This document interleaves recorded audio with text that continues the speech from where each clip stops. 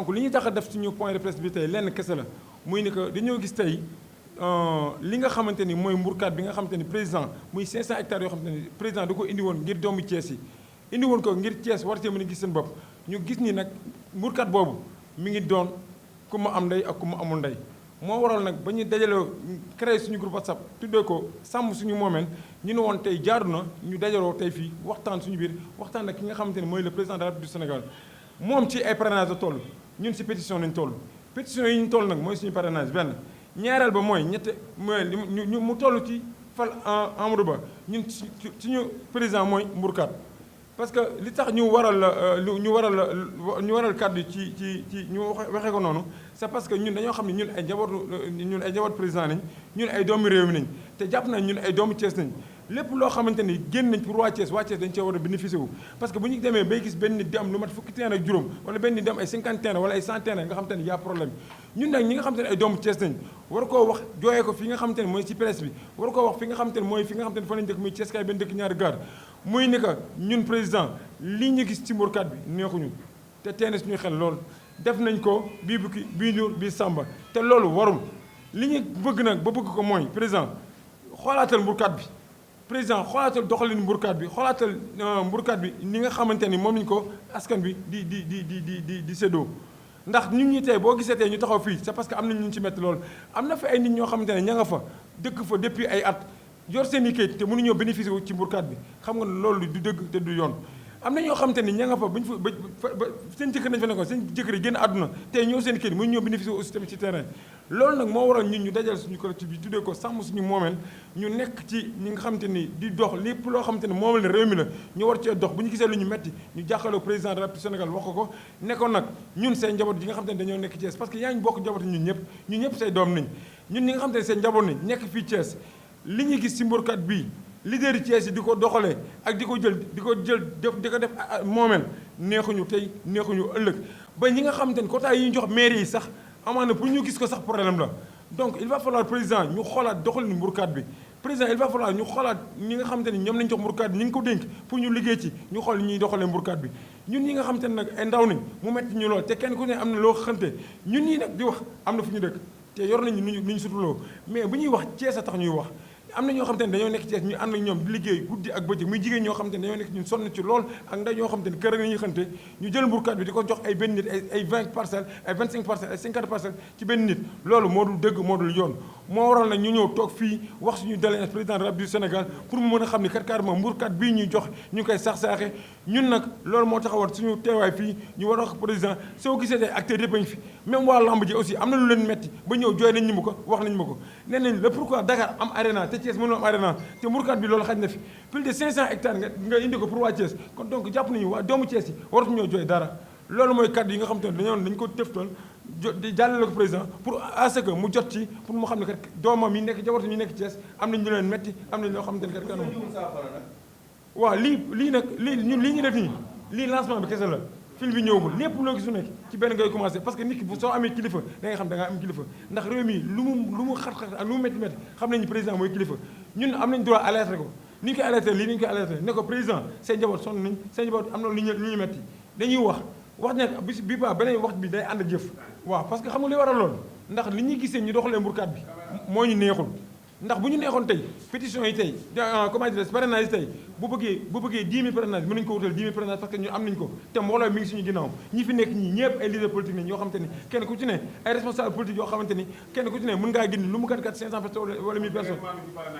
dañoo mënu si parrainage yi ndax pétition bi moo ñu gënal parrainage fi ñu toll nii ndax li ñu jax saaxee mburkat moo ñu neexul ni ñuy doxalee mburkat moo ñu neexul te lu fees ci xol nag turu ci làmmiñ bu turu ci làmmiñ fa war a feeñ ci kanam borom mu gis ko moo waral ñu taxaw jàkkaarloo président di ko wax li nga xam ne moo ñu metti waaw boo gisee loolu tey am c'est parce que am na loo xam ne jotoon nañu koo commencé moo waral loolu am ñooñu jékki-jékkiwuñu rek ñu dem ñu remplacer leen ci yamane parce que am na lu jot am loo xam te ni xëy na président am na lu mu ci yëg mais nag ñun boo gisee ñu dajaloo fii pour woote alerte c'est parce que président dañu koy gën a leeralal ni moom am na lu mu commencé sentir am na lu mu commencé yëg mais dañu ko bëgg lépp mu leer ci kawam rek moo waral tey ñu daje fii ñun ñu toog def benn couleur pour au moins président xam ne que carrément ñu yoon bi ñu nekkoon ña ngi ca ba léegi. jàpp ngeen ne bu kàddu bu ko réglé mën na ko yàqal.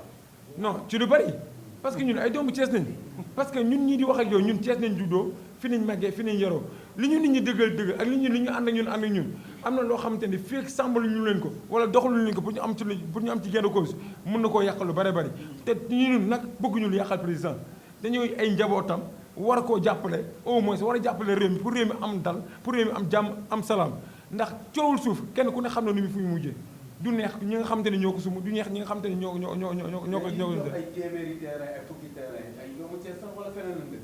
si biir réew mi am na ñoo xamante ni sax dëkkuñu sax ci réew mi li ma la wax dafa leer parce que man dëkkuñu sax Thiès te jàppoon naa ni lii nii njabootu Thiès ñoo ci waroon a bénéficié wu priorité yi doomu Thiès yi la woon parce que am na ñenn ñoo xamante ni tey jii nii dañ leen fi daan gis guddi yi nañ daan dugg guddi yi nañ daan génn ci lan di lépp xam nañ ci mburkat bi moo ko waraloon ñun nag ay doomu Thiès lañ kenn gënuñoo bëgg Thiès ñun kenn gënuñoo nekk ay Thiessois kon donc il va falloir président au moins comme ni ñu ko waxee ñii mu régler problème bi daar bala ñoo jëm ci non xam nga adduna moom kenn mënu dajal lépp parce que kenn ñëpp tamit mënuñoo am mais dafa am loo xamante ni tey jii leader politique yi nga xamante ni ñu fay nekk di si bénéficié wu am na ñoo xamante ni bénéficié ñu plus de ay 50 terrain te loolu moo dul yoon am na ñoo xam bénéficié plus de ay 25 terrain mais benn nit nan lay mën a yore ñu jox la 10 terrain nga xam te ne pour 10 terrain nga mën koo yor pour yow non mais xanaa dégg ko fu ma commencé léegi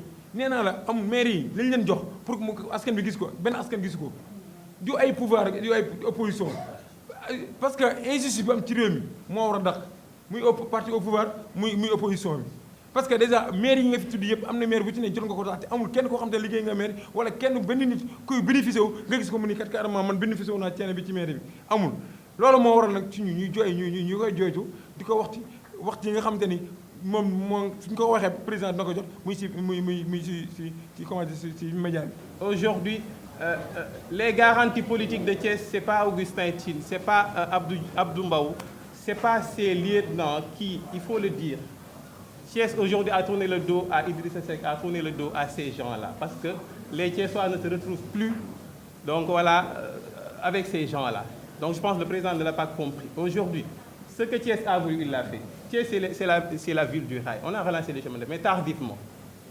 Aujourd'hui, on fait une nouvelle ville de 500 hectares. Vous voyez, 500 hectares, ce n'est pas n'importe quoi. Et on est désolé de voir, après le travail abattu, le chef de l'État qui était passé en février, il a remis lui-même des attributions à des gens qui étaient lésés. Donc je pense que cette dynamique n'a pas été suivie. Aujourd'hui, on nous parle de politique, de perdants, de gens qui ont jamais gagné leur bureau de vote, qui sont en train de distribuer comme des bonbons d'intérêt à Mbourkat. Aujourd'hui, tout le monde sait combien coûte une parcelle à Mbourkat, alors que c'est une nouvelle ville. Je pense que 500 hectares, au moins une moitié de la population donc thiessoise peut en bénéficier.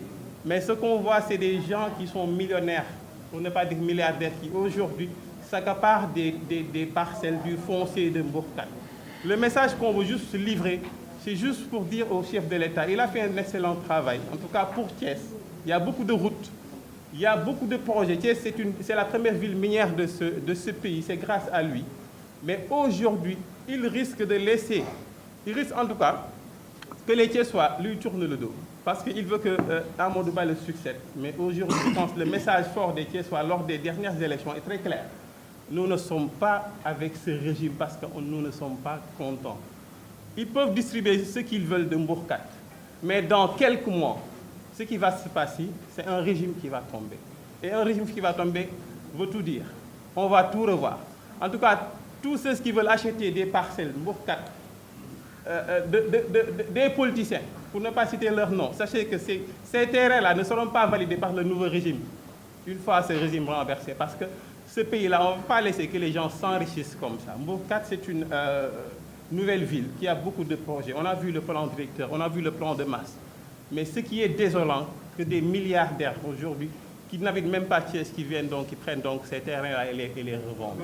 Thiès n'est pas avec Macky Sall. On l'a montré, c'est les élections qui déterminent, c'est les élections. Les 2 dernières élections, on a dit carrément au président qu'on n'est pas avec vous. Peut-être qu'il a voulu corriger, il est passé au février dernier, pour faire des relances, pour faire des activités. Les gens, peut-être, bon, il y en a qui, voilà, qui ont de l'espoir avec peut-être Amadou Ba son poulain. Mais aujourd'hui, ce qui se passe avec cette nouvelle ville, qui a beaucoup d'infrastructures, ça ne nous rassure pas. Ça veut dire qu'on n'aime pas qu'après Macky Sall, que ce bambou-là foncé-là continue à Thiès. Mais la responsabilité, ce n'est pas seulement à Macky Sall. Ça s'est passé en 2004 avec voilà, la ZAC de Thiès. C'est une répétition. Thiès commence à devenir donc une vache laitière pour beaucoup de gens. Aujourd'hui, la jeunesse thiessoise, aujourd'hui, les conducteurs de Jakarta, qui sont plus de 8000 à Thiès, ils se joignent à nous, au collectif. Aujourd'hui, donc voilà, les marchands ambulants, aujourd'hui, les enfants, les fils de ceux qui travaillaient à la NST, qui sont lésés, qui sont licenciés abusivement. Aujourd'hui, les fils de cheminots qui n'ont pas pu bénéficier du plan social. Aujourd'hui, tu vois, les cheminots qui étaient temporaires, ils veulent avoir donc voilà, de ce Mbourka, ils veulent avoir des parcelles. C'est ça le problème. Moi, je pense que c'est possible. On a recensé la population sénégalaise et on a recensé la population thiessoise. Aujourd'hui, l'État en place peut savoir qui a besoin d'une parcelle pour construire, qui n'en a pas besoin. Aujourd'hui, on a recensé les populations. Moi, les gouverneurs et les préfets, moi, je ne les indexe pas parce que ce ne sont pas des autorités, c'est des autorisés. Ils ne peuvent pas faire grand-chose. Vrai dire, ce n'est pas un préfet qui va développer un département ou bien un gouverneur qui va développer une région. Ils sont sous tutelle. Moi, je n'ai rien contre eux, mais c'est des autorisés. Ils ne peuvent rien faire. Le développement de Thiès, ce n'est pas avec ces gens-là. Le développement de Thiès, c'est un plan qui est là, bien défini avant ces gouverneurs-là avec tout ça. Moi, je pense qu'il faut que ce plan-là soit suivi. Les gens sont là, les Thiessois sont organisés. Même les conducteurs de Jakarta sont en association. Les vendeurs ambulants, les fils donc, des familles, donc, des gens qui travaillent à la NSS, les cheminots temporaires, ils sont là.